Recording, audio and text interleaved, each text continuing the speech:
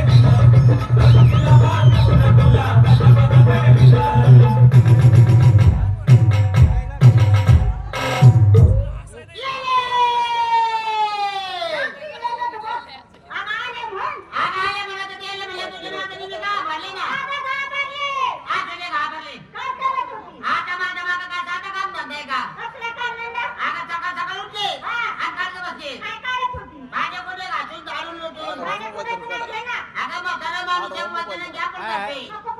हा, तुझे सर्व मिळाल्या. त्या काय त्या झाली? ती सर्व मिळाली मला चौकशी करते. तर तुझी तयारी काय झाली? तर काय लिहिते? हा? हा.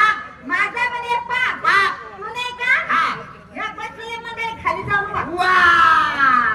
आता त्यांच्या खाली आपल्याला गप असतात का? काय झालं का वा? म्हणजे माल देण्यासाठी वा? पण देशील काय? कुठं उसा? तूच म्हणजे मला घेऊन चला. माझ्या साडीचं नाव आहे, मला घेऊन चला. म्हणजे द्या मी ती साडी. हा. दागिना. हात घातला निघाली बाजारला. चल नाही तर दाखव तुझी तयारी. नाही गं. काय झाली? झाली ना. तर काय लिहिते? ए मावशे, हा. लय किती चटका. आहे का पक्का? पक्का म्हणते घातला चटका. नाहीतर गावात गेला पोरं मारते धक्का. तू कशाला आहेस मग? अगं तू मारतीची धक्का पण माझं कोणी घेऊन जाय ना मग का? घेऊ दे. पण देशील काय? कचऱ्यात धिंगाणा. तुझ्या साडीत नाव? कचऱ्यात धिंगाणा. बाया तसंच माझ्या साडीत नाव. काय गं? संक्रांत बोल. ए, हा तुझे दागिना. हात घातला निघाला. चल नाही तर दाखव तुझी तयारी. काय गं मावशे? काय झाली? झाली ना. तर काय घेते? लोणी. दोन्ही. हा. देशील काय? पैठणी. दागिना. हात घातला निघाली बाजारला. चल नाही तर दाखव तुझी तयारी. यो यो यो यो.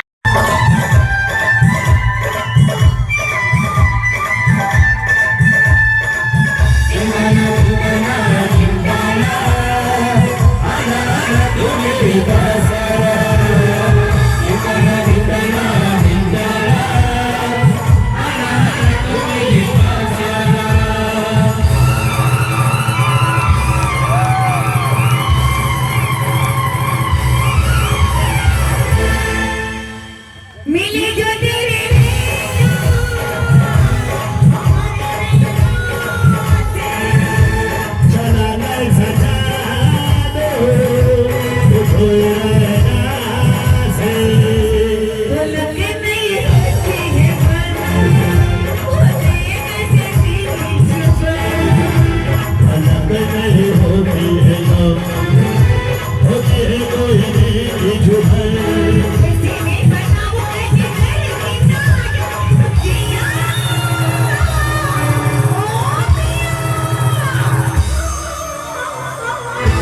मिले जो तेरे नैना हमारे नैना से